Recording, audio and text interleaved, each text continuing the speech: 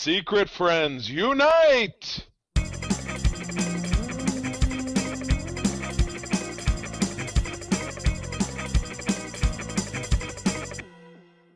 Welcome to the Secret Friends Unite podcast. This is your guide to the geek side, and I'm your host, Todd Oxtra, joined by Charlie Carden. What's going on, y'all? Sunday fun day. Good stuff.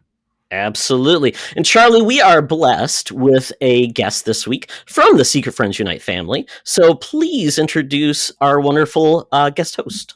Did you say family? Like F9? It's all about family. Oh, no, gang, bringing in Erin Davies, one half of Raren, Rich and Erin, that does Code 47 with me every week. Erin, hello. Hey, guys. It's nice to be here. It's nice to be in your wonderful city. Look at the piece of paper. Cleveland, Ohio. Cleveland rocks. You guys Cleveland rock. Somebody sent me to Cleveland? Yes. Oh, yeah. Sorry. There you go. It's your penance, yes. There you go. No, it's the cheapest rates we could find for rooms for guests. Right, exactly. There you go. Okay. With spotty Wi-Fi. Oh my goodness. But yeah, no. Erin is bringing kind of her unique perspective to this episode because she is not someone who's steeped in the lore of the Marvel Cinematic Universe, because we're going to be talking about Black Widow. So she has some very unique perspectives to offer. So I'm excited to hear it. I'm a baby, so That's perfect, though. It's not everybody's into everything. We always struggle with that. It's like there's so much stuff you can't love everything too deeply because you'd miss out on other things. So I had only seen 4 of these films ever, and then really? I watched this, and then I was like, well, I should probably get some backstory. So I've been watching all of these other ones since. So I'm in like Marvel overload right now, but it's good. It's a good thing. Very cool. Yeah, I mean, and I don't know, and you'll have to give us perspective. It's one of those things. Could someone who had never seen one before just jump in? So we'll talk more about that actually in the back end of the podcast. So it'll be cool to have that perspective. So with that, though. When you're listening to any Secret Friends Unite podcast, Code 47, Secret Friends Prime, Code 47, Holocron Chronicles, we'd love it if you subscribe to our YouTube channel. Once Code 47 gets up on YouTube, it'll be great to have you guys there. And then also give us a 5-star review on iTunes. That's how people get to know more about a podcast. And, we get those reviews. We'll read them on the show. Another way you can interact with Secret Friends Unite is our Discord community, which is a place just basically to hang out and talk about stuff in the future. Potentially we're going to do gaming with it where you can actually chat online with your voice and just talk, trash and have fun. Hopefully I will have a Mario Golf tournament in the future because that would be a lot of fun. Ooh, golf. I love it. It's the royal game, Charlie. I the game of the live kings. golf, like when you actually go outside and play golf. But I don't know if I'd be that into video game golf. Just, what's funny? My mom was just visiting, and she is a golfer. She golfs on a league. We actually got her to play the Mario Golf, and she liked it a lot. Okay. It was a hoot. But I, unfortunately, with the shoulder injury, I can no longer really golf anymore. So it's the best thing I got. So, Right. But yeah. Just join us, though. If we have a future tournament, everyone is invited. But you know what else is cool? Comic book covers that match the issue number. Yes. So when you think of Thor, what do you guys always think of?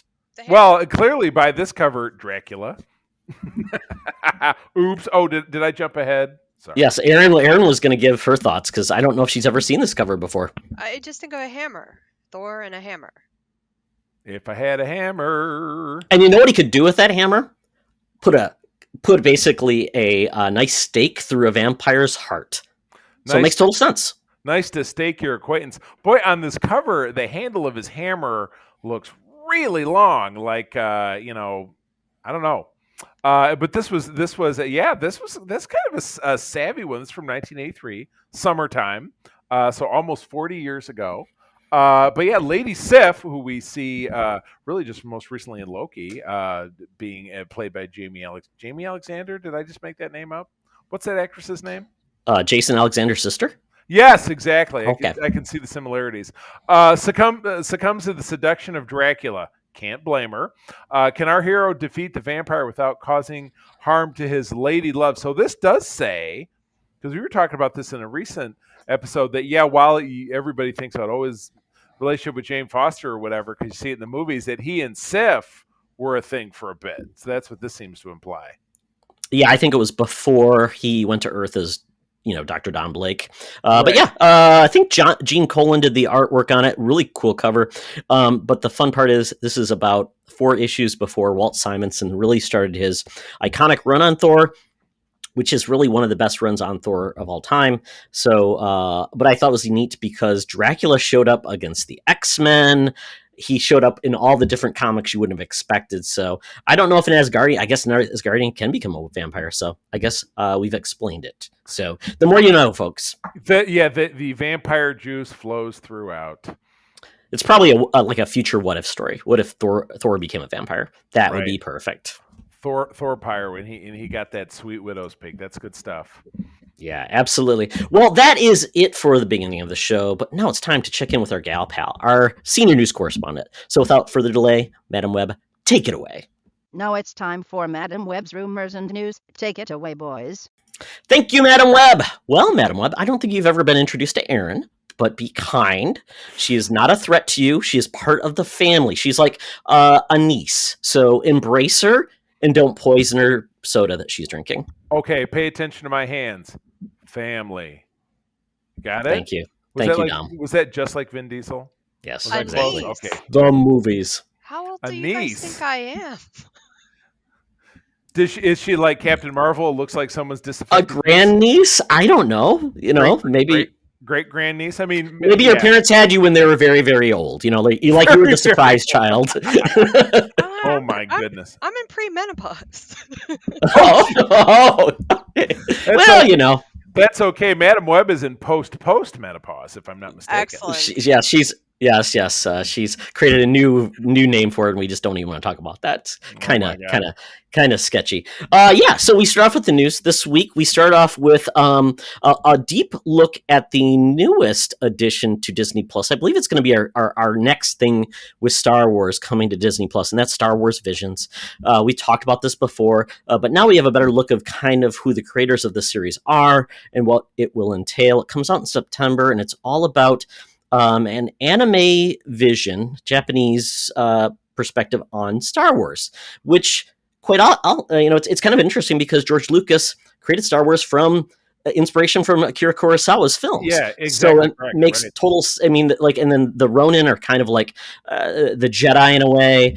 Even the way the Jedi's dress has a very Japanese look with the robes. So this makes total sense. There's been Star Wars anime before. I think you've even seen it. I don't know. There's been manga before. And then I don't know if you guys have seen it was like a YouTube clip or somebody made it like a short where it was almost like an anime take on A New Hope. And it was really cool looking, very beautiful, very neat. So I think this is pretty cool that this is coming out. It's going to have, I think, 7 parts, and I think these are just shorts, but they are going to tell interesting, different stories. And they've actually, I don't know if you saw this as well, they announced that there is going to be books that are coming out of this. But this is not canon. So I'm just totally confused. This is on the screen to Disney Plus. They're doing this. Plus they're saying books are coming, but this isn't canon. So to me, it's like, is this just are they creating the new EU, which is just like, great. Well, two things I'll chime in. And again, I know from working with Mark on Holocron and kind of how Star Wars crafts all of their canon is that there are things on Disney Plus that have been dropped there that are not canon. They have their classics, or they have a subhead where they brought back animated stuff like the Droids cartoon or the Ewoks or the original Clone Wars shorts from the early 2000s that your guy Gennady Tartakovsky and the stuff that he did, and they pulled out from the Star Wars holiday special the animated introduction of Boba Fett. So all not canon, and they have not become canon. So I can kind of see where they're going with this, but are they creating another EU? Time will tell. Erin, famously, I know you're not a Star Wars person, but when Disney purchased... that's not true. Okay, whoa, break it down. Controversy. The I just only my thing I ever said was I hated those middle 3 movies, and I wasn't that into. Oh, the middle 3. So the original trilogy. the No, prequels. no, no, You no. talk about the prequels. The prequels when they came out in order. Right. So the originals Oh, I gotcha. loved. This that Jar Jar Binks Okay. stuff. I was like, I can't deal with this. This is dumb. No, I'd say, well, kick it then. What do you think about this then? I don't know. Ah, I knew it. I love it. That was a big build up to a fart in church. Right there. Thanks, Erin. I actually haven't given it a lot of thought. I mean, I will now that we're talking about it, but I hadn't. It hasn't been on my radar forever. Right. Well, I mean, but yeah, the EU was considered every story that was kind of prior to 2014 in print or in comics or whatever that was not on the screen. And Disney said, look, it's going to be stuff that's been on screen. It's going to be just this Clone Wars cartoon, and everything else is going in the bin. And we're just starting fresh, which totally makes sense, because if they had to try to wrangle all this contradictory storytelling over the preceding 25 years, it would have been a shit show to beat the band. So I really like when Disney got a hold of Star Trek, Star Wars, wrong podcast. I thought it was the best thing that could have happened to it. I've been saying for a while, George Lucas should leave because the last really great film was The Empire Strikes Back. So yeah, I'm glad I really liked The Mandalorian, except that one part that I'm not going to mention that you guys know I have an issue with. So that's just casting. Yes. Exactly. Right. Got it. So and to circle back, I'm with Todd, which happens every once in a while, that anything that's going to be a tonal shift or a new format or a different story that goes outside of the Skywalker saga, which we just really want to see move on from, I'm all about. So this is cool. And do we get information about this, about the when? Yeah, it's in September.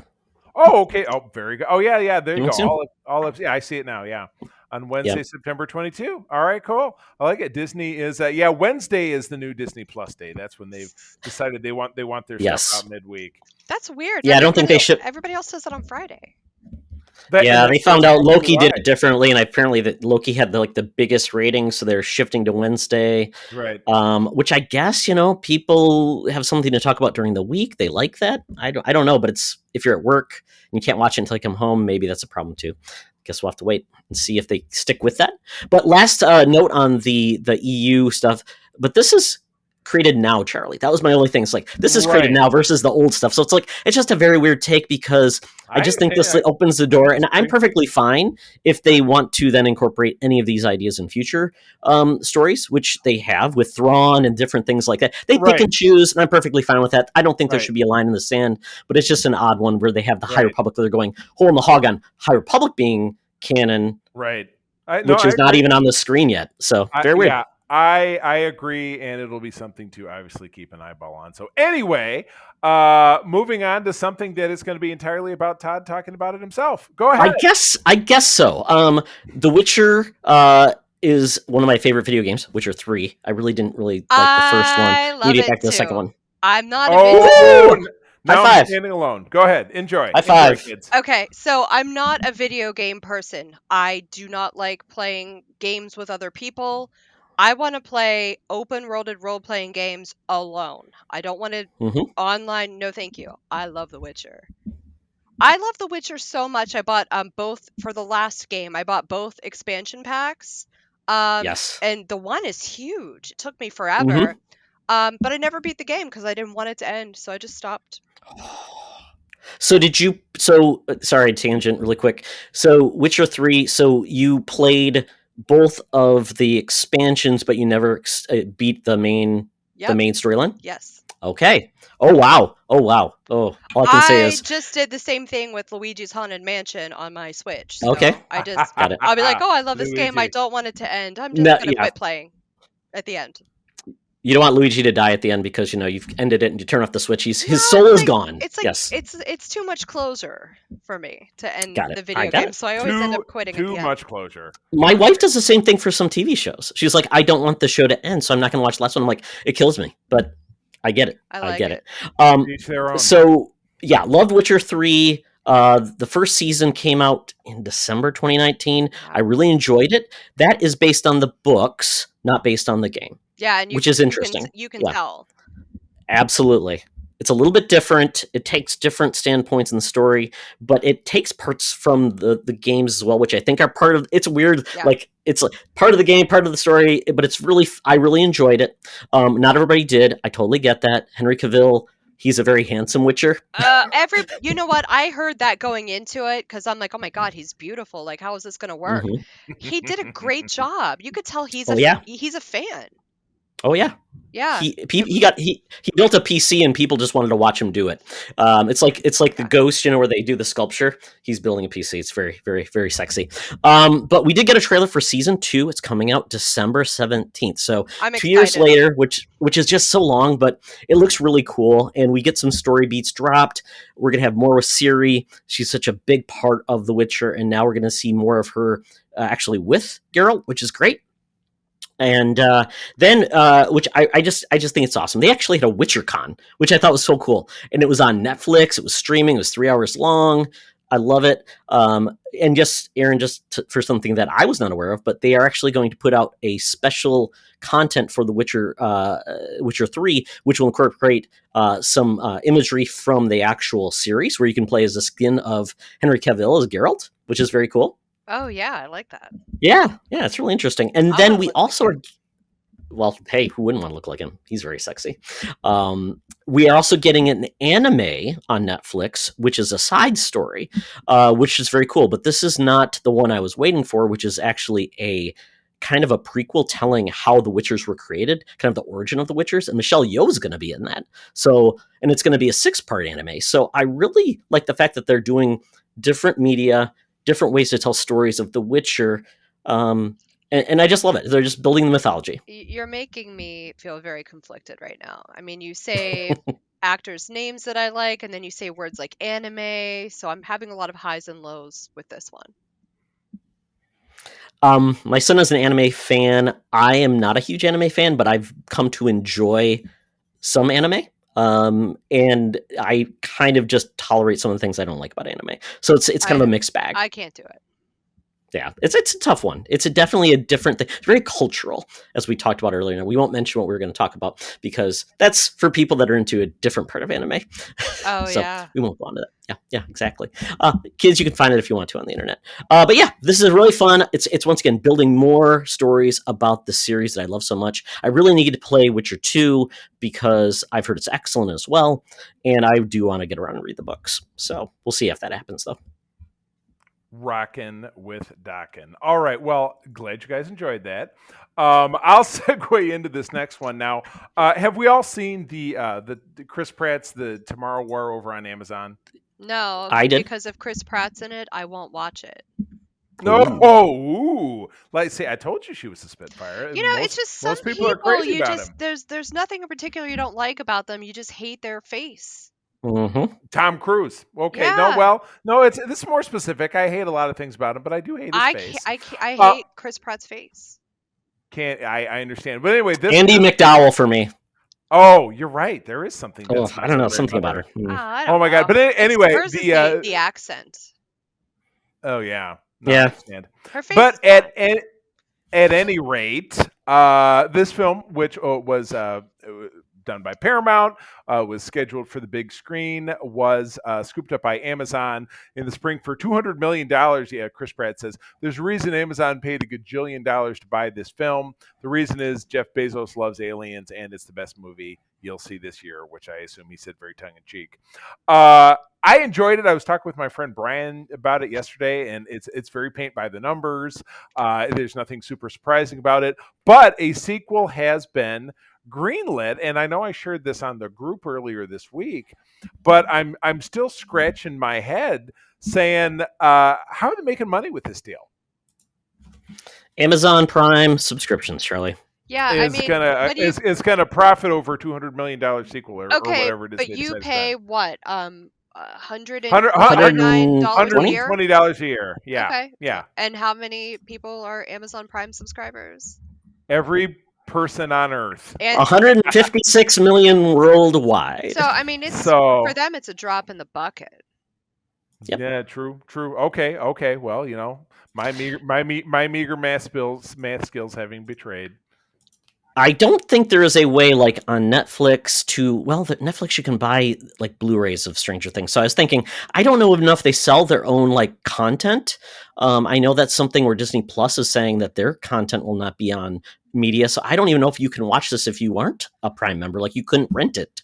So I don't know. I'm watching a show Right. on Amazon Prime right now, and it's wonderful. I love it. Oh, you mentioned it a couple of times. I'm gonna talk about it when I talk about what I'm watching. Oh, never mind. So anyway, I'm sure the sequel will also be a lot of paint by numbers fun. So obviously, I'm in. I'm going to check it out. I'm curious. Charlie, there is a pitch meeting about it too, just in case. You know what? There was probably a pitch meeting about The Last Supper at some point. So yes, I'm going to look for it. Yeah, that guy's done a pitch meeting on anything under the sun. He's doing a pitch meeting about us recording this right now. I hope so. Eyes and ears everywhere. So anyway, I'm on board. Be happy to see. I assume this is a couple of years down the road. So yeah, I mean, it's if you like dumb time travel and realize time travel never makes sense, never try to make it make sense. The rules are always iffy and willy-nilly, but as long as you go and you're saying anything that happens probably makes sense in that universe, then you have no troubles. It's dumb fun, or dumb science, actually. Dumb fun with science. Yes. Oh my goodness. All right. Well, cool. Moving on. Todd, what else we got? Oh yes, so we finally one of the things I've been really excited about is Marvel animation on Disney Plus, and we're finally getting it. We're getting What If coming to us in August. This is very exciting. We've been waiting for a release date, and we got a revised trailer, which is giving us more details about just kind of this mix up of what ifs. The Watcher watches, he's not supposed to interfere, about these different alternate realities, almost like the multiverses, and what could happen in those multiverses. Howard the Duck? And yes, Howard the Duck. Marvel Zombies, Peggy Carter's Captain Britain, Tony Stark being saved by Eric Killmonger, which is very interesting, and then T'Challa being Peter Quill. I mean, just think about all these different things. And Erin, this is based off a comic book series, which is really fun. It was just what if, and they just like the writers got to have.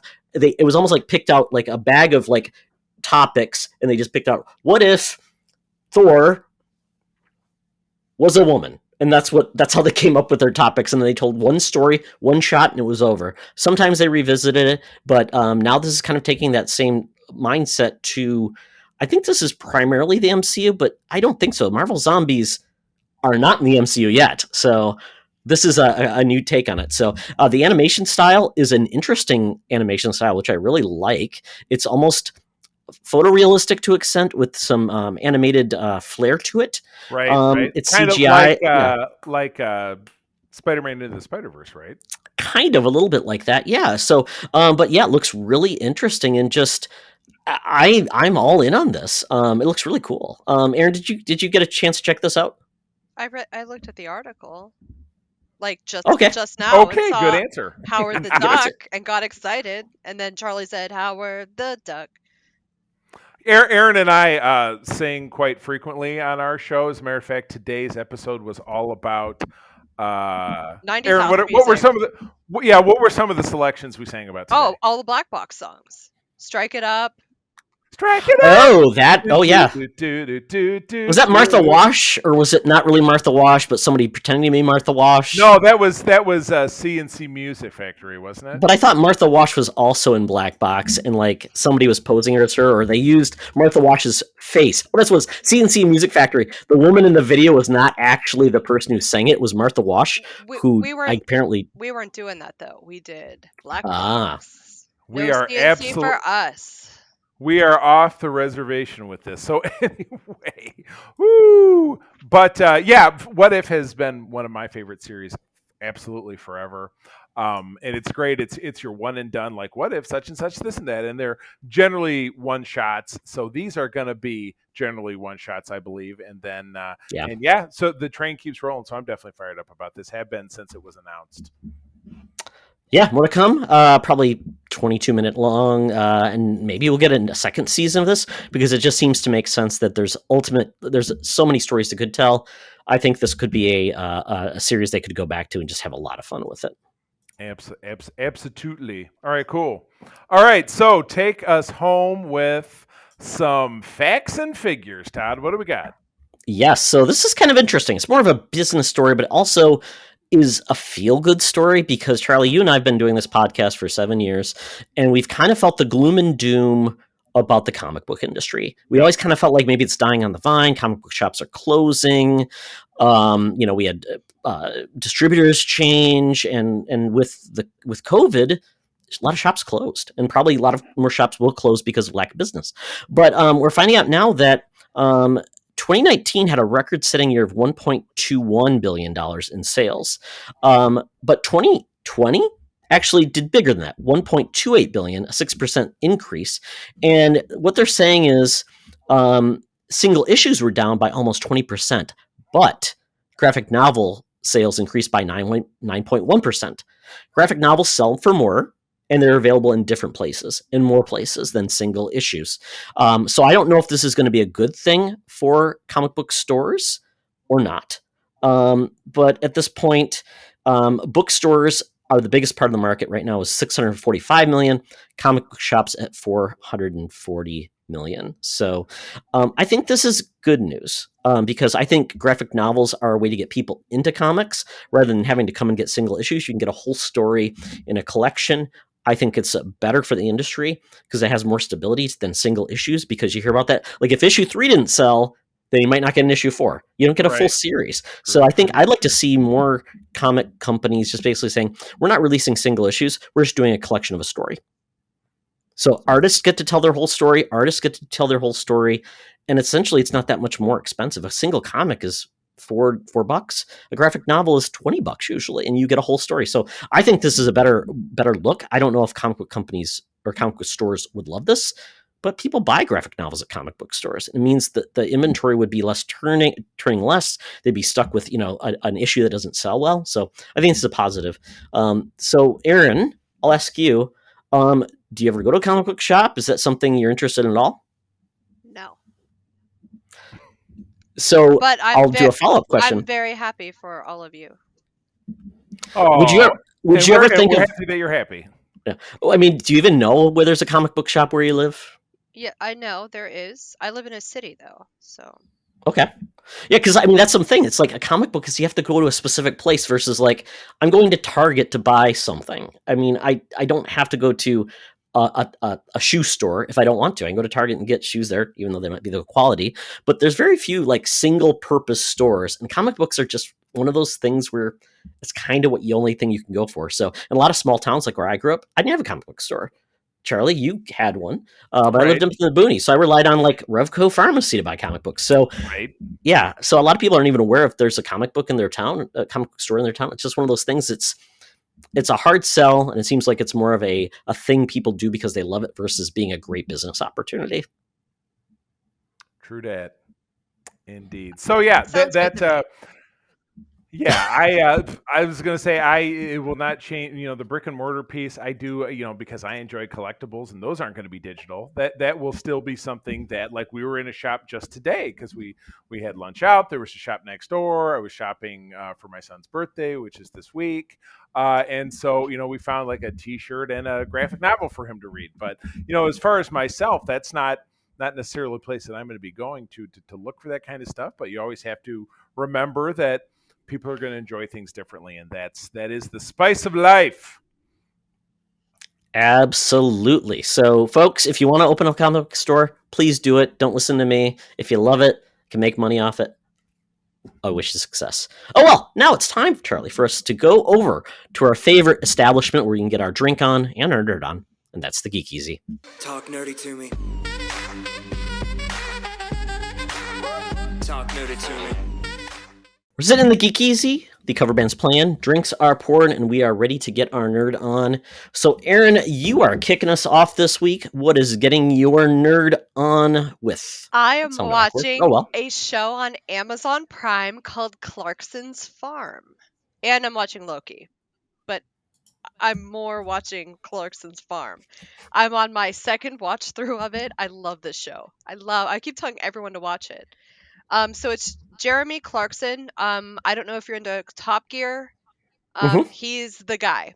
And what he decides to do with all of his wealth is start running a farm that he already owned, but he knows nothing about farming.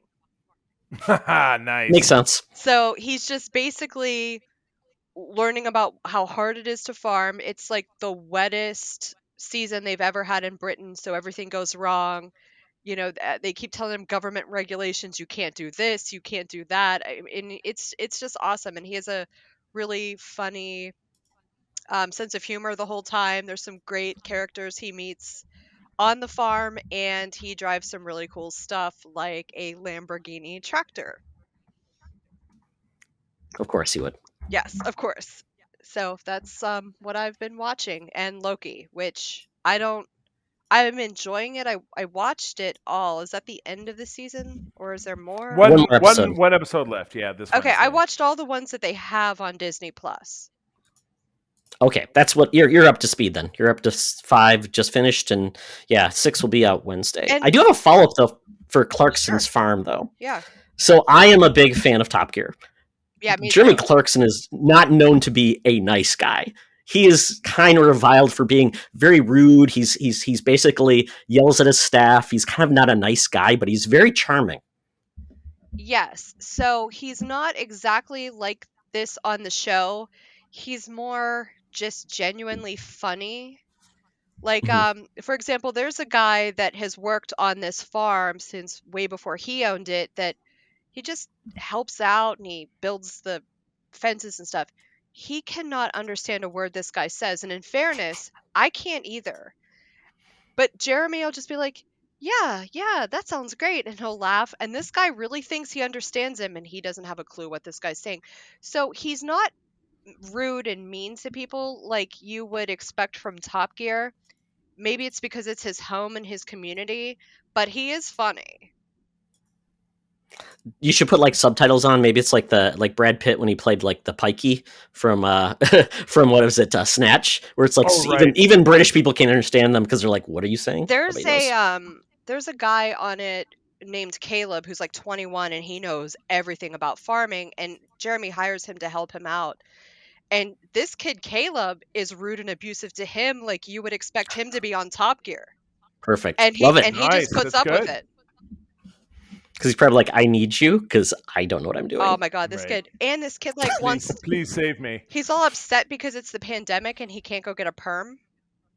I mean, that was without a doubt my biggest issue. I know the feeling. Yeah, I had a perm in junior high when I had a mullet.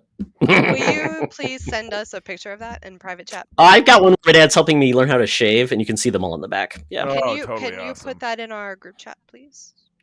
I'm not going to send it digitally. Well, I gotta find it. I will find a way to save it so it cannot be used and abused against my desires and wishes. OneTimeSecret.com. Oh yeah, it's for my fans only page actually. Only fans. Yeah, OnlyFans. I'm doing fans only. Yeah, right. Exactly. It's better and it's more disgusting. I can't be sued. Well, let's get back to Loki. So we've all watched then, which is great. Right. So we didn't have an episode last week, Charlie. We were just taking a break. We weren't on a break like Ross and Rachel. We were on a break. No, we were Exactly. not. Yes. So we really caught up. So basically, we're now at this point. Spoilers.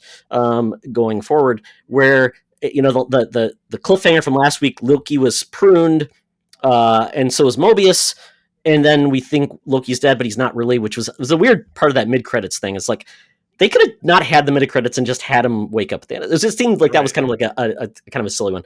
But yeah, we're work of that. And now we find this place that essentially where the variants go because there's still a little bit of them left even after pruning, where they kind of live in this limbo area, and it's full of Lokis. It's full of Thanos copters.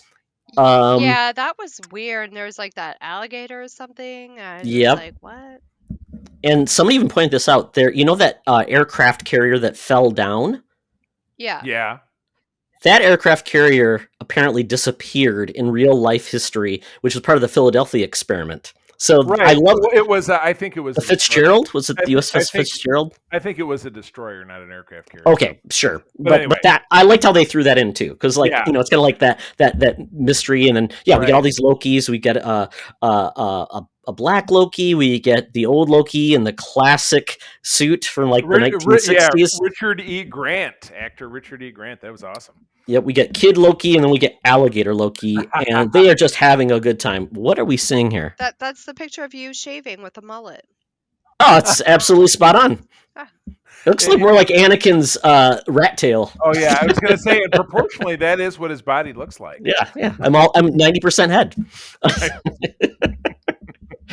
But yeah, I mean, so we're getting this just really fun episode where we're finally getting done the brass tacks. Sylphie joins him, and we're finally going to go to the point where we are going to finally see what's making the Time Masters tick and where everything is at. So, what did you guys think? Are you happy where this is going? I don't understand what's happening. What's going on? Yes, that's right. Well, and I'm kind of with you because the cloud thing? Well, a guard dog. Sure, it's a smoke monster from Lost. I don't know. We've used that one before over on a show with Mark, but yes, I have to rewatch this last episode because I watched this in the middle of the day on Wednesday, which I usually watch it earlier. He was drunk, and I was drunk. No, I was drunk, and I hadn't slept great the night before, so I was nodding off. So I missed a lot. So He's lying. Actually, he never watched it. You didn't watch again, Charlie? Because you watch everything like 3 times. It's been a challenging week, but I'm going to watch it again, and I may even do a straight crank through before Wednesday's episode, so that I'm like 100%. It's only 6 episodes; you can blast right through it, and like it ain't no thing. So yeah, but I mean, this series has been builded up to be like, oh, this is going to be the most impactful, and it's going to drive the narrative into the next the next series of everything. So they're really building up episode 6 to be something like absolutely mind blowing. So we shall see. Yeah, I mean, this one's going to be the one that really opens up the multiverse. That's where it's going to be, because we talked about the divergent timelines. That's where we're going with Doctor Strange. So I think that's really where it's going to open things up, which is going to be interesting. And yeah, I mean, we're just right now, we don't know what's going to happen. I did see someone showed a panel of a comic that talked about the Time Masters, Time Masters. I'm thinking of Time Lords with Doctor Who. Sorry, Time Masters. And they show a panel where Kang discovers a Data Mortis, who is the Time Master with the TVA. So we could do a flim-flam where it's a dead Kang, which could be something else. And Aaron, Kang is just this weird guy that kind of messes up the timelines in the comics. I know who Kang is. He's on Star. Oh, you do? He's on Star Trek. That Kang. He's also in The Simpsons. Yeah, The Simpsons. That's the one I'm thinking about. Yeah. Well, very good. But so we don't know where this is going to go, but we think this is going to go in a unique way. But yeah, we have 1 episode left. One thing that was left out, though, that they were planning to do, they originally were going to have a Thor frog beat on Loki, but it got left on the cutting room floor. I'm like, man, that would have been awesome. Yeah, I know. Missed opportunity all the live long day. Bad scene, man. Yes. So we'll talk more about Loki next week. But at this point, I wanted to talk about something I am really enjoying, Mythic Quest on Apple TV. Season 2 is done now, but I'm not completely done with it. Season 1, they had this one standalone episode, which you kind of was hard to understand why they did it, but it was more talking about the history of the company, and it was hard to put together, but it was a great episode, just a standalone. Jake Johnson? He's the guy that's on New Girl, but was also in Peter Parker Under the Spider-Verse, or he was Peter Parker in the Spider-Verse. Jake Johnson, is that what his name is? Okay, so he was in that really great standalone episode. Just you could just watch that episode and just not watch any more of the series, and you'd be perfectly fine. They did the same thing with season 6, and this is season 2, and it's called episode 6 Backstory. And it takes one of the characters that doesn't get a lot of screen time. It's F. Murray Abraham. He's just this crazy, he's the writer for the video game, just crazy, weird, always talks about going to Thailand and having sex adventures, and he's very inappropriate. He's an old guy, and this was his backstory. It started in the 60s, and he was basically a young wannabe sci-fi writer for a copywriter.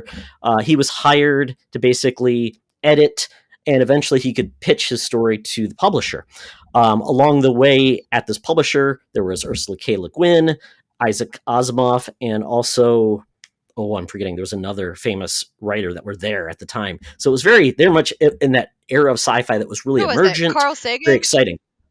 That was No, I can't remember. It was, I can't remember who it was, but it was really fun. It was about these three writers. CW, I'm blanking on his last name. He's the writer for Mythic Quest, but it's telling his story. Very fun, and it was very engaging and also very heartbreaking to a lot of ways to basically see where he came from and how he came to write for a video game.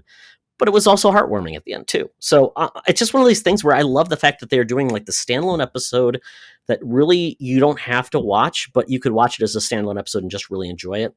And the fact that you're getting something so heart touching from the guys who made It's Always Sunny in Philadelphia was really surprising to me. So I just really like the show. It's Mythic Quest.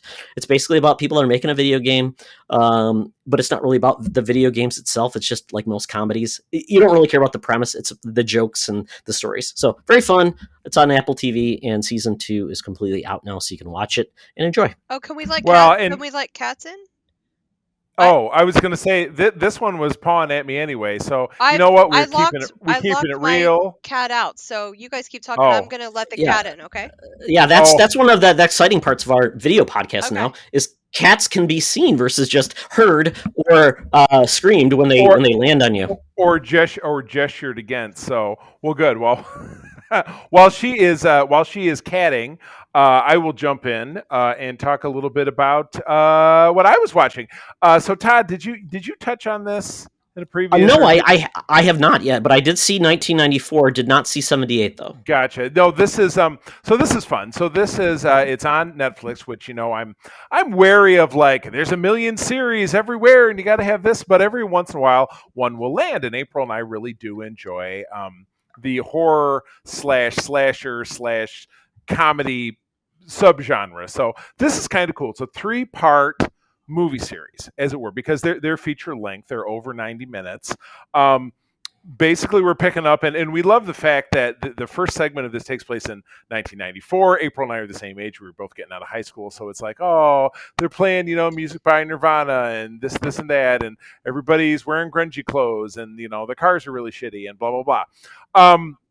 But basically, it's a town, and I love this. It's a town in Ohio, which Ohio is apparently a very idyllic setting. I have complaints about this music, by the way. Which music? Oh, and music in 1990. Do you watch this as well? No, they played the song you were just talking about. I thought you were talking about the song in Black Widow. I was like, oh my gosh. No, you see. Also, it takes place in Ohio. Okay, I'm so confused. Oh, that's right. It did appear in Ohio. I heard Ohio, yes. Bad music, grungy look. I was like, this gets ahead without me. Fair. It was almost the same year, right? 95.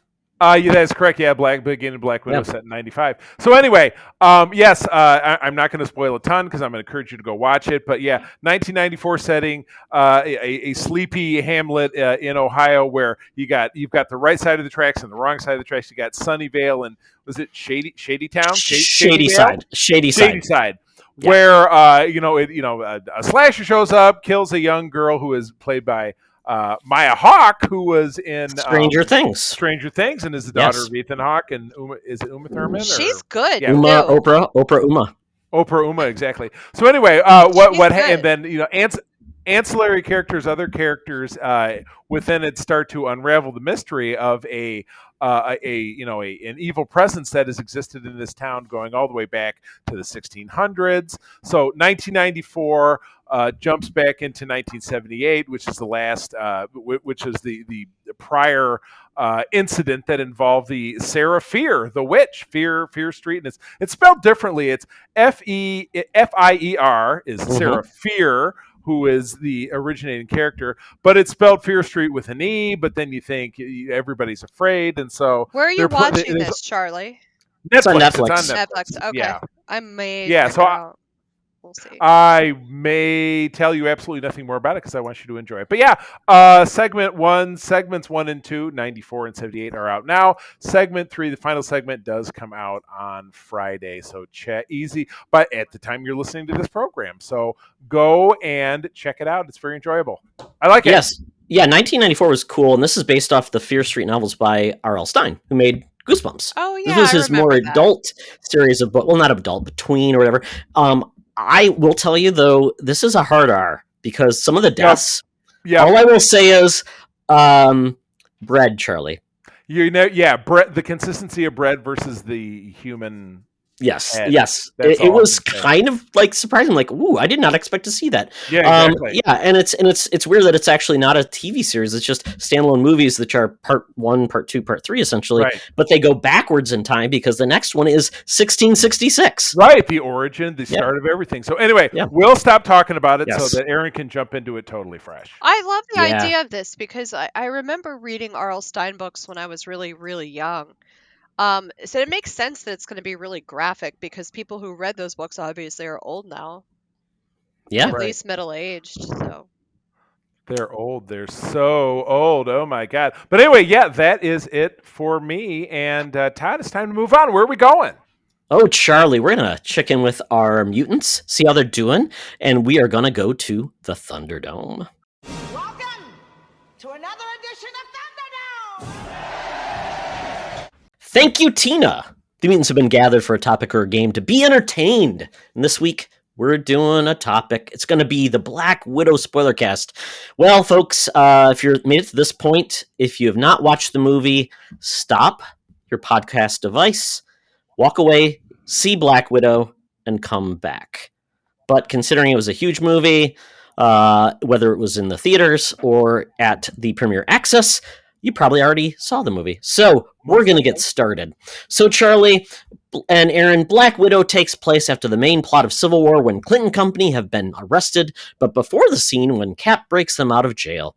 Given the events of the movie, this means that they were probably locked up for a bit longer than we initially believed. So 2016-ish. And yeah, I was going to say this was pointed out in something that was illustrated in an article that I read.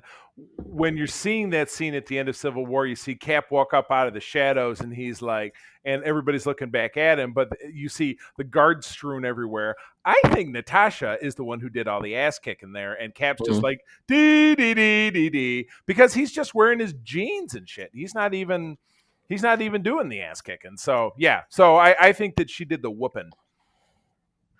We shall see, or we will. Maybe we won't. I don't know. But that's kind of some context to this movie. This is movie what number in the MCU, Charlie? 23 or 20? Maybe I think 23. 23. Sure, close 23. enough. My lucky number, 23. Yep, and it's been almost 2 years since our last Marvel film. Yes. Spider-Man was our last one, Far From Home. So at this point, we have gotten, obviously, the MCU shows on Disney+, but this one's kind of, like we said, it's a little bit out of time. But we'll talk about the mid-credits scene at the very end, talk about where this is going and how this is all mixed together. But Black Widow, I mean, really don't need to give you much, except this is kind of a movie that didn't much to basically fill in the holes in kind of more of an origin story. Kind of picked us back up, and I think the biggest probably miss was there was no reason this could not have taken place after Civil War. Or something like that. And it's kind of silly because people said she never got her film, but she got it. And essentially now she says, Scarlett Johansson is saying she is fine with no longer being in the movies, but she'd like to still be involved with Marvel in regards to like behind the scenes, producing, which is perfectly fine. So, and this movie kind of does do a handoff to the next era of the Widows. So we have that as well. So I think there's the beginning, the end of Black Widow, and getting us to the future, as we'll talk about in the future. But beyond that, let's just actually talk about what we thought about the movie. We always start with pros, then we go to cons, and then at the end, we'll basically talk about that mid-credit scene, and then we'll give our score. So we're going to do round robin. So, Erin, since you are kind of new to the Marvel movies and cinematic universe, I want to ask one question first. How do you feel like as a standalone movie? Do you feel like because did you see any Marvel movies before this, or was it always you saw them after this? Okay, so I saw some of them, and it had been a long time, but I'm going to be honest, I don't particularly enjoy them. Some of them I've fallen asleep in the theater watching because I was just bored. So I've seen I saw 4 or 5 of them, and I also saw the Agents of Shield Ooh, boy, that's not a good benchmark. No, it's not a great But one. it's not it's not in the Disney Plus under the timeline, so I was like, isn't that part of it? And they mention it, so I'm confused. There's a lot of controversy around if that show is not part of the MCU timeline because it was so disconnected. So and just in a lot of ways kind of forgotten. So Kevin Feige snapped it away. Yeah, Kevin Feige is he's the big major domo of the MCU, one that people contribute, his vision, his guidance being what has helped the success along of that. So yeah, that was not Agents of Shield wasn't part of that. My answer is yes. I think it absolutely is a great standalone film. I could watch it without knowing much of the backstory about anybody, which I did. Consequently, after I watched it, I've watched several of these movies so that I had a little bit more context for little things, but I haven't really learned anything that I wouldn't have already figured out by watching that and the Avengers movie.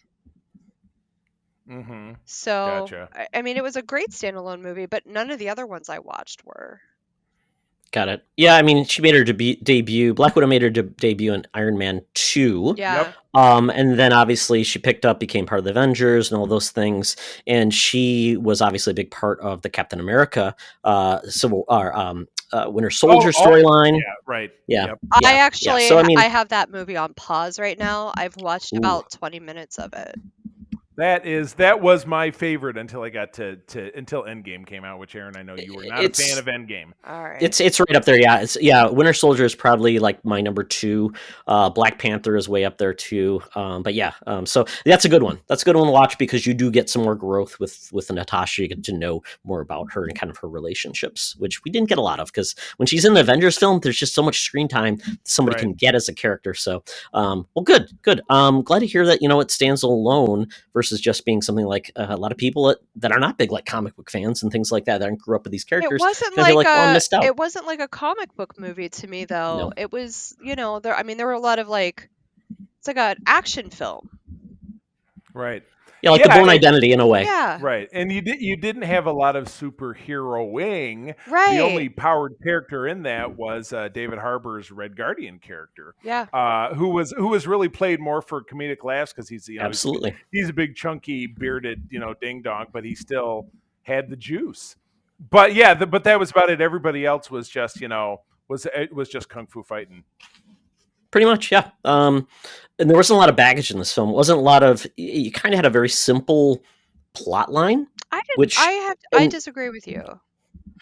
Oh, really? Okay. Well, I wouldn't call it simple. It was. I mean, maybe instead of simple, I would say straightforward. The way that they laid it out, but I mean, there was a lot of depth to the character and the background and the childhood trauma and all of that stuff. Mm-hmm. So, yeah, I thought that all of that was great. I loved this movie. So I only have a few negative things we'll say later, but. All right. Well, it's good to hear that. So, anything else you want to touch on the pro side? Oh, absolutely. The costumes.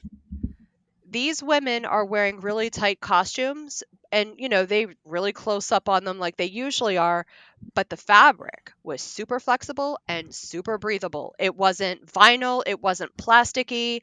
You could tell these are threads. And these costumes were designed by women so that these women could act and be in these action scenes comfortably without getting body odor or being too sweaty. That is a incredibly unique perspective, and thank you for that because I would have that is so far off my radar. I can't even speak to it. That's a very unique perspective, I think. Yeah, it was really thoughtful. Like I know that Scarlett Johansson was an executive producer on this film, and all the touches that women had to do with this, things like that they really stuck out to me. Like, oh wow, how thoughtful that is. I mean, there were still a lot of, butt and breast shots, but I mean, it is what it is. The target demographic is men, so.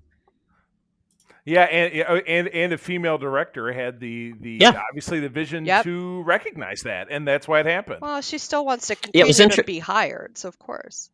Right. Yeah, it was interesting because they said the demographics for the people that went to this movie this weekend were heavily male, 58%.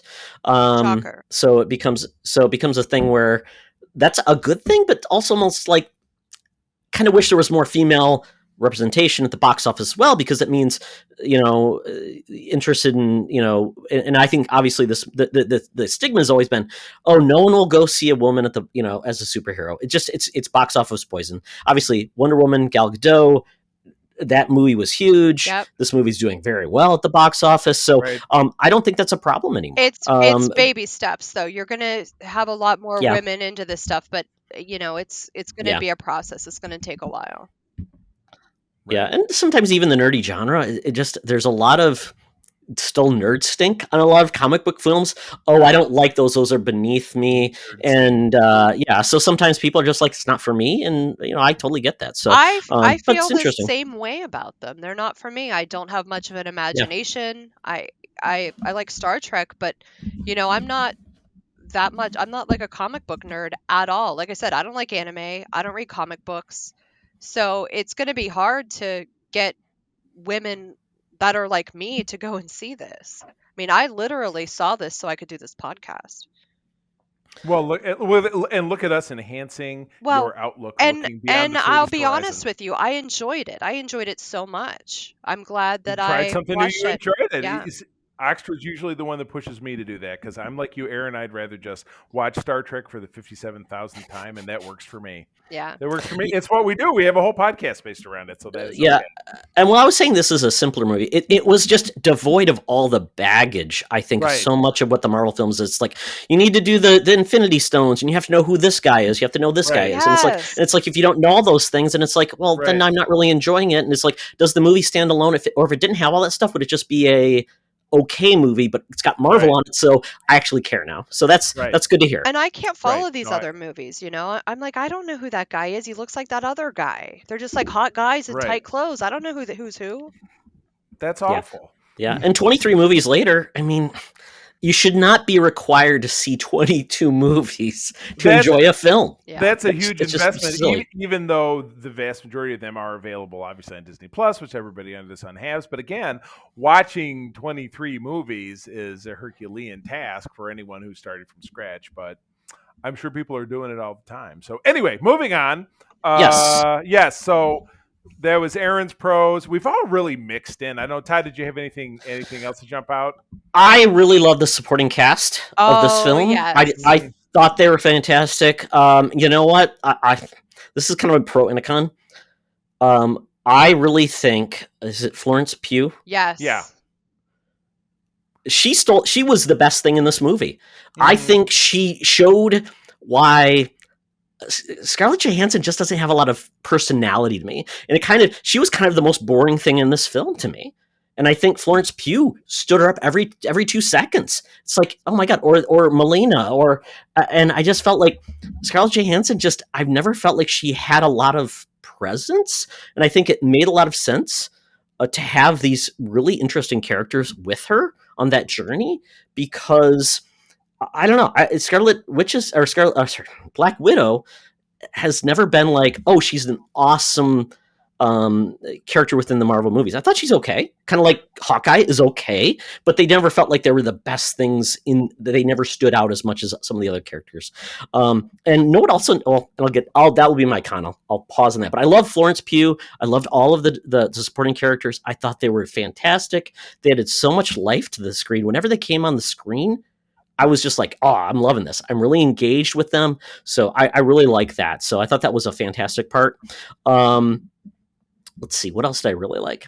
I did like this was more of a simplified movie, even though there were big stakes, meaning all of these sleeper agents could potentially impact the governments across the United States, Right. and all across the world. They could cause real havoc, but it wasn't a big bad from outer space. It wasn't like a evil supervillain. It was just a guy behind the scenes, a Cold War villain, who basically used all these manipulative behaviors to really cause havoc and kind of be the puppet master. So I enjoyed it. It felt like a Born Identity type of film, and I like when Marvel does it. They kind of make a movie that feels like a genre piece where people can identify and they can just really say, "Yep, they're going to do some spy stuff." So, I think Winter Soldier was a good one for that. Absolutely, because, it was an absolute spy thriller that you didn't, it was revealed later on. Is that the one I'm working on now?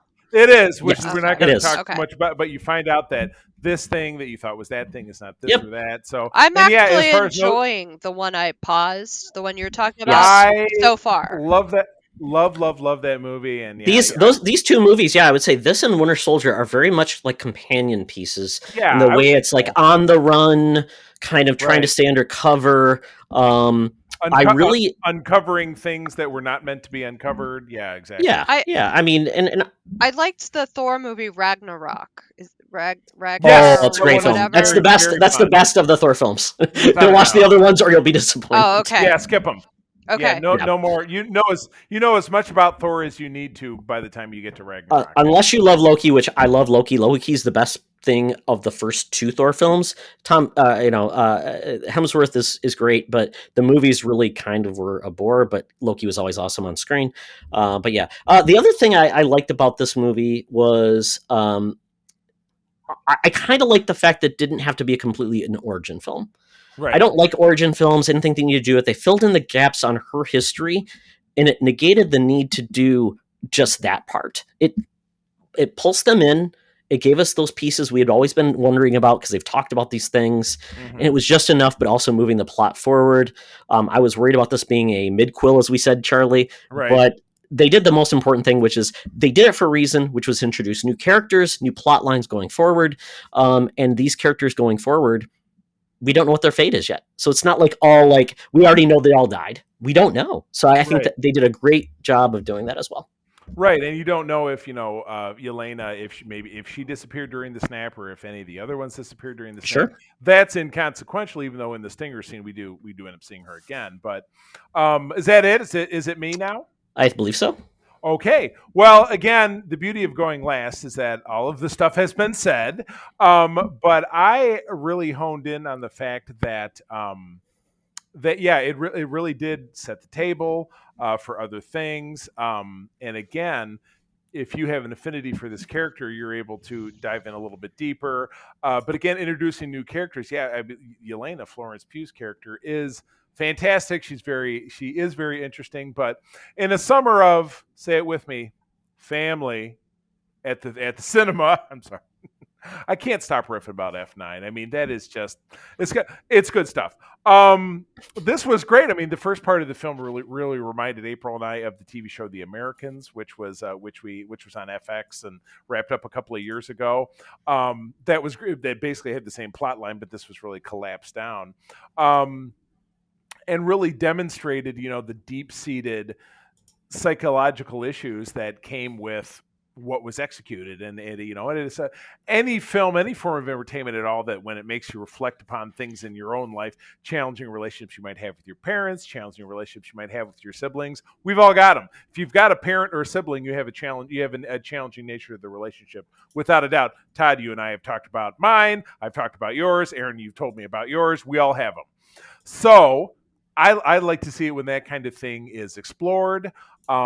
Of course, in a movie setting, it's often wrapped up in a tidy little bow, which this is done not exactly to that point, but it is explored in a way that I think is pretty satisfactory. And you see the two sister characters, obviously Natasha and Yelena, grow a little bit closer together to serve a common goal. But again, you also took something that could be potentially very boring, the Red Room, where, when you see it in the flashback scenes of Age of Ultron, when she's talking about the name The Red Room kind of bothered me.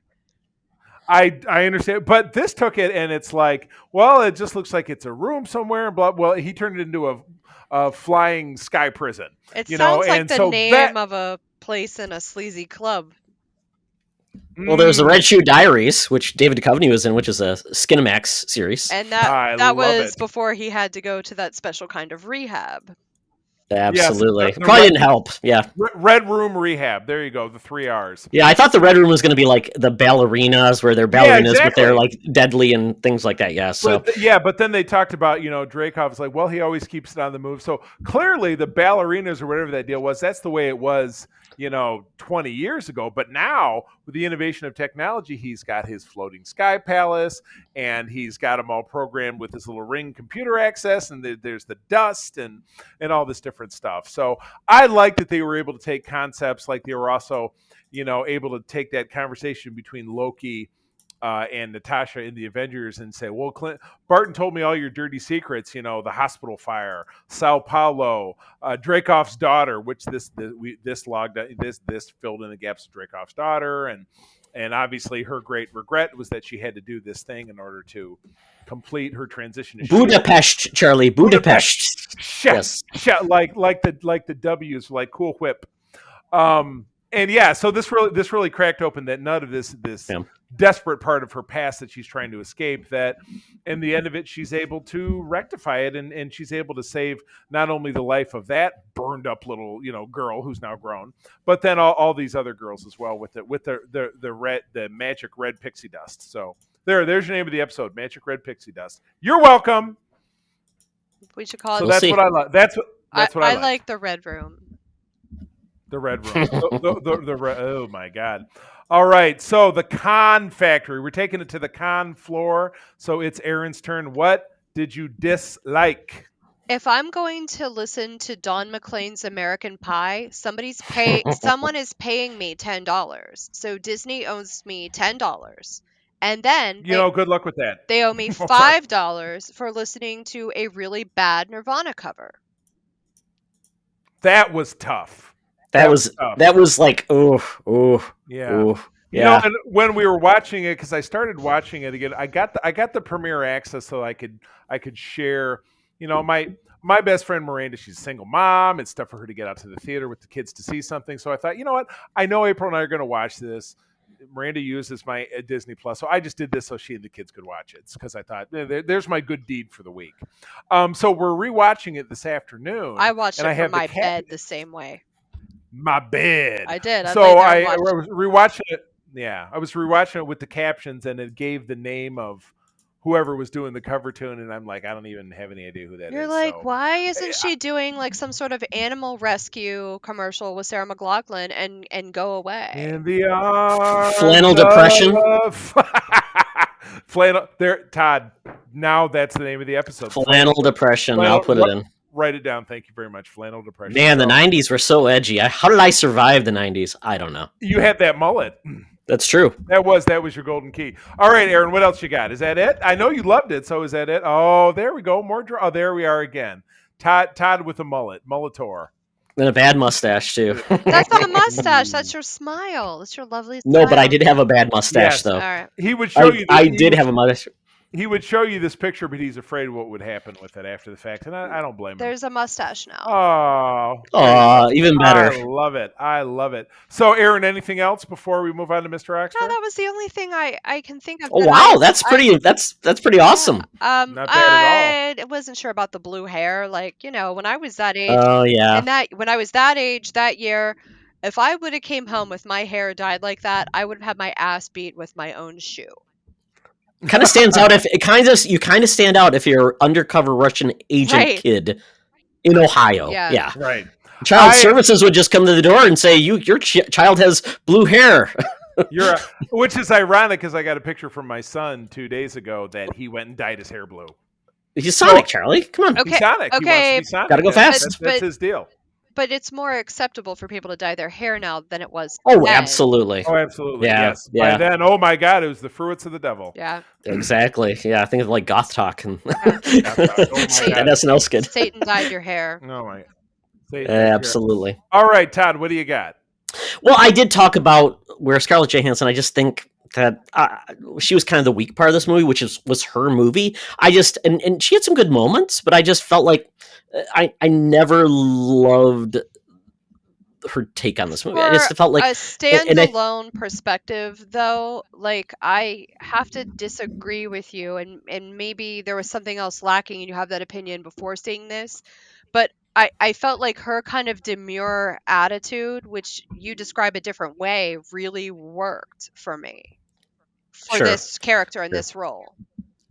Yeah, Scarlett Johansson has never been an actress I felt like is a very compelling actor. She doesn't control the screen, for me at least. So I get it. If people like her, that's awesome. I also hate the fact that why does Marvel keep doing this? They eliminate accents. They come, they go, they come. Yeah, exactly. Because you go back and she's having her own flashback to when she blew up Dreykov's apartment or whatever, and she has the accent for a minute. And she spoke a Russian accent for a long, long time. She was part of until she joined S.H.I.E.L.D. People that have accents for, and I know she's a spy, whatever, but she doesn't have to use that an American accent when she's not being a spy.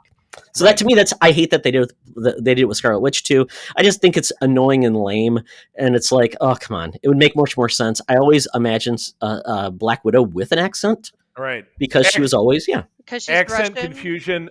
Yes, absolutely. With flannel depression. Absolutely. That is, you can take Zyrtec for that. So you want her to be Exactly. like Natasha from Rocky and Bullwinkle.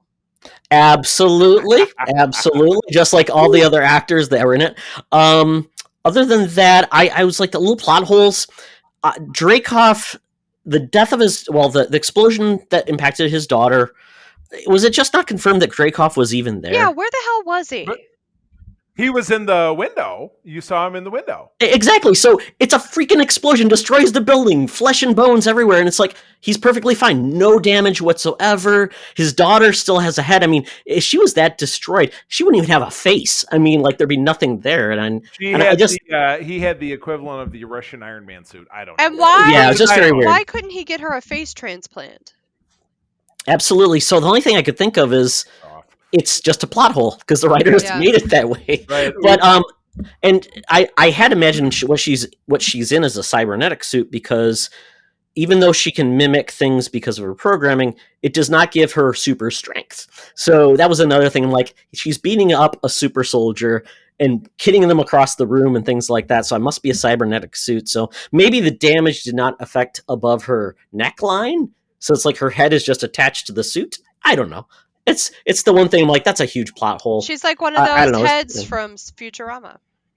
Absolutely. That's what I think happened. But why did he survive it with no damage? I don't know. And then Black Widow, once again, she has all this intel and everything. She's a S.H.I.E.L.D. agent, but has no clue that these operations are still going on. Right. Just assumed his sister just walked away and didn't want to see her again. Do your homework next time, Natasha. Yeah. So other than that, I mean, it wasn't my favorite Marvel movie. I think The Winter Soldier was a far better film. I'll be better the script. judge of that. Yeah, I just think of course, far better pacing. There was a lack of spying, like her using her spy abilities. Like, she was found like right away. She had all those identities and things. It didn't use them at all. So I just kind of felt like, isn't she supposed to age more slowly?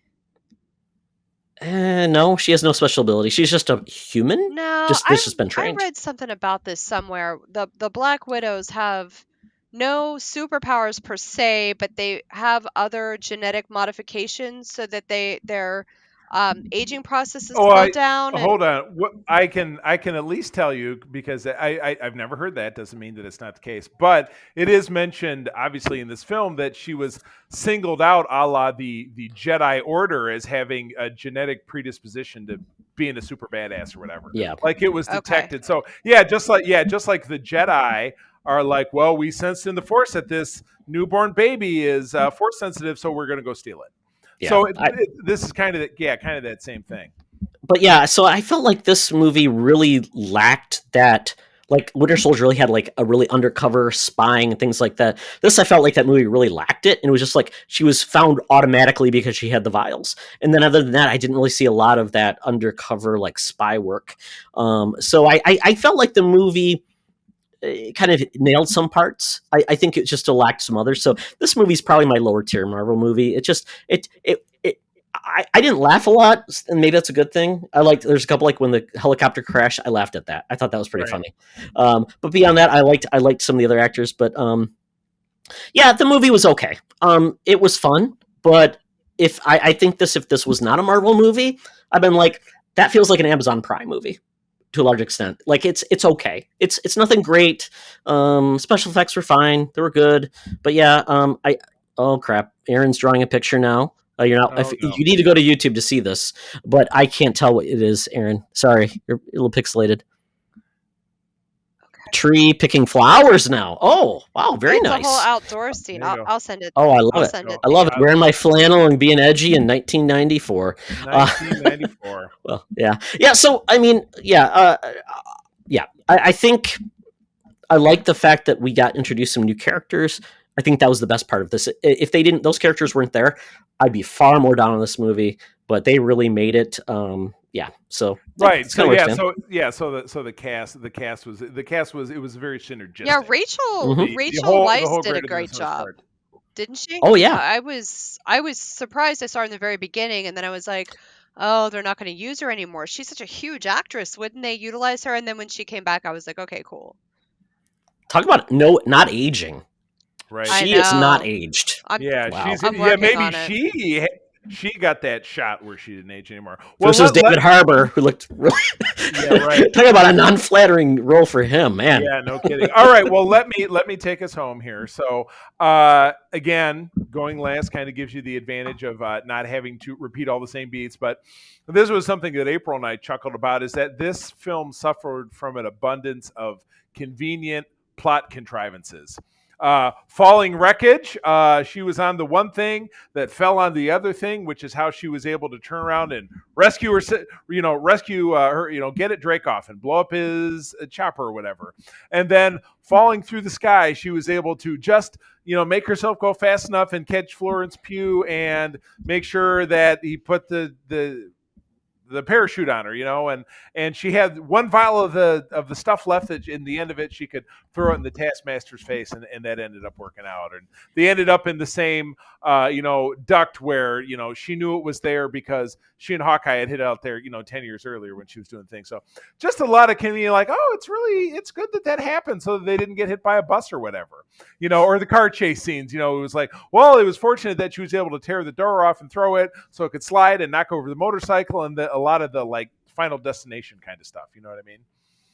So that was the biggest piece of it for me. But again, you're able to, at least in my regard, forgive a lot of that kind of stuff because it's a movie. So you don't have to get too like, oh, it's just so unrealistic. It's like, come on, my favorite catch, and I caught it just watching it just now, is that the super big guy who he arm wrestles, right? The last of the arm wrestlers he does that, he breaks his arm, was supposed to be his teammate on the Soviet super soldier team, Ursa Major, the big bear. Yeah. Okay. His name is Ursa, and then he says, "Oh, you big bear" at the end of it. So I thought, that would have been awesome if they did that.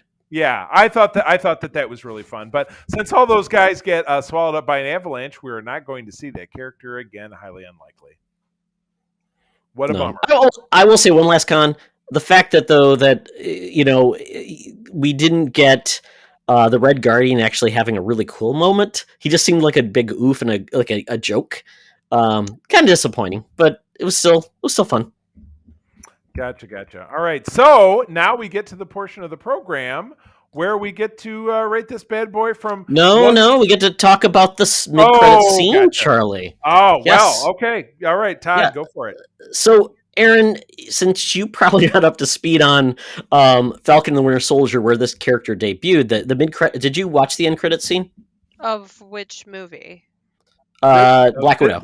This movie. Yes. I don't remember. So it would have been Julia Louis-Dreyfus. Oh, yeah, at the tombstone. Yep. Yes. Yeah, I did see so that. that character, Julie Louis-Dreyfus only showed up for the first time in Falcon and the Winter Soldier. Well, I was confused about this because the man that killed the Black Widow lady,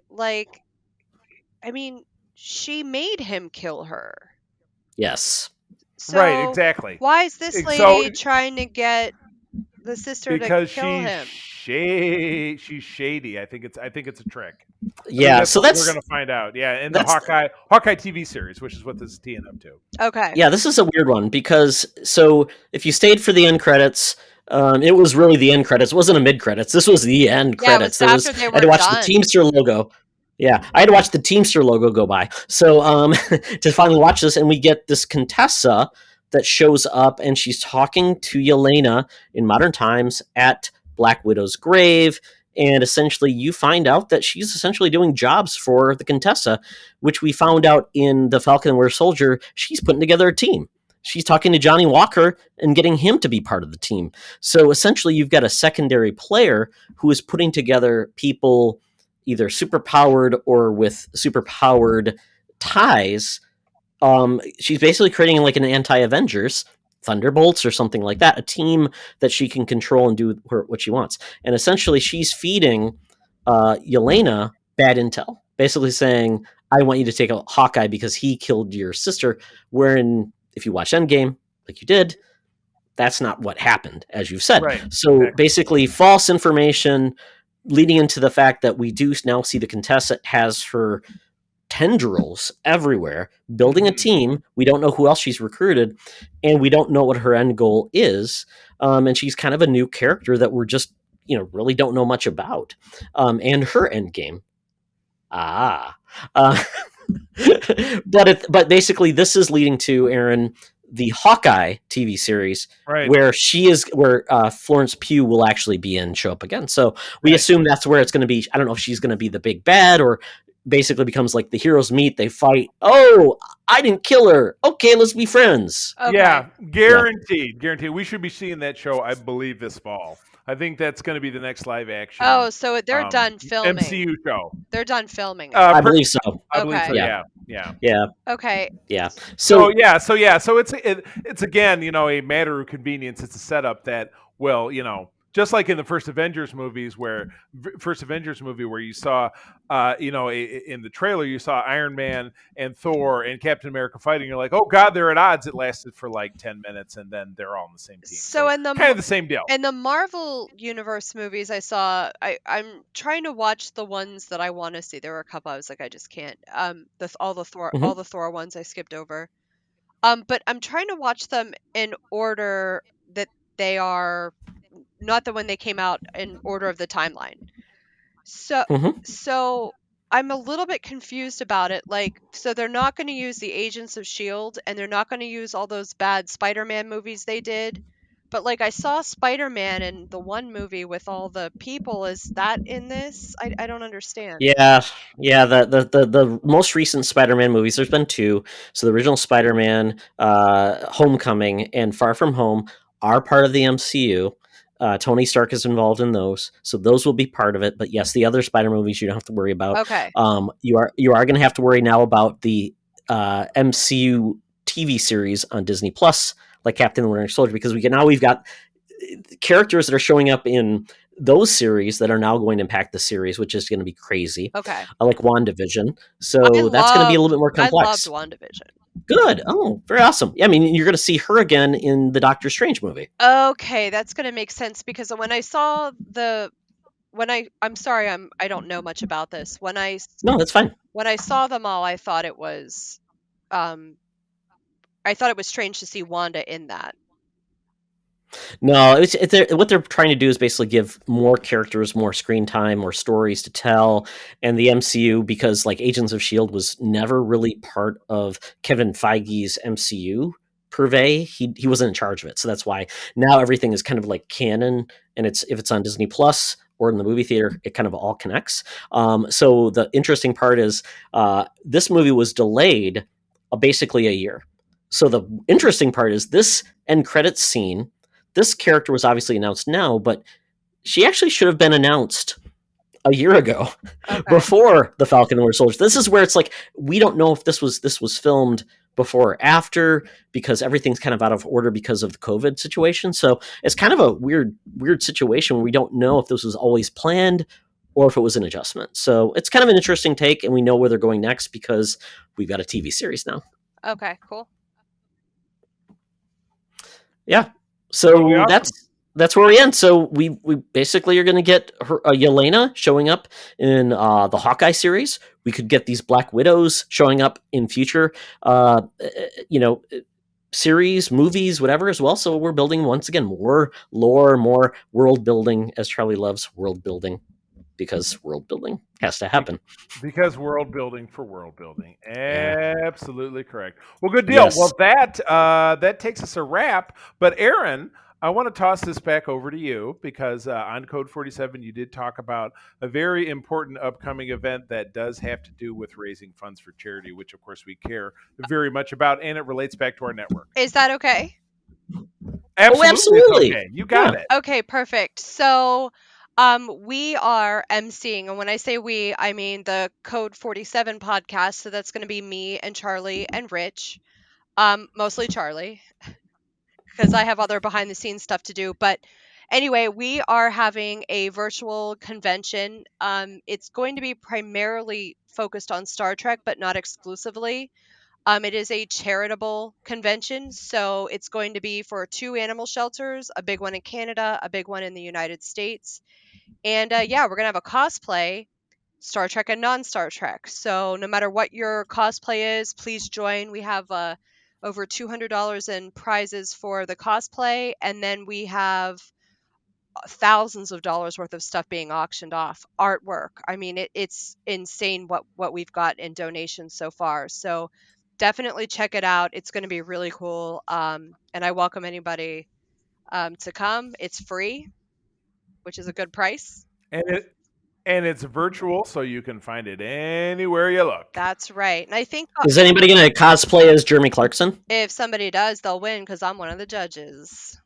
Oh my God, bringing it right back home. Well, I'll all work right. on my British accent. Well, all right. Well, that will get us up on out of here, Erin. Thanks for taking the time to come across the aisle and be on our main little cast. So that's about it. And I'm going to tell you, as always, that sharing is caring, and to keep on trucking. Kapla. Be the hero, not the villain. In a truck. Podcast you just listened to is part of the Secret Friends Podcasting Network. Find us over at secretfriendsunite.com for our 4 awesome shows: Co-op Mode, Code 47, The Holocron Chronicles, and Secret Friends Unite. Please rate and subscribe to us on iTunes and also over on our YouTube channel. Find us over on Twitter at SecretFriendsU, and find our merch store over at TeePublic.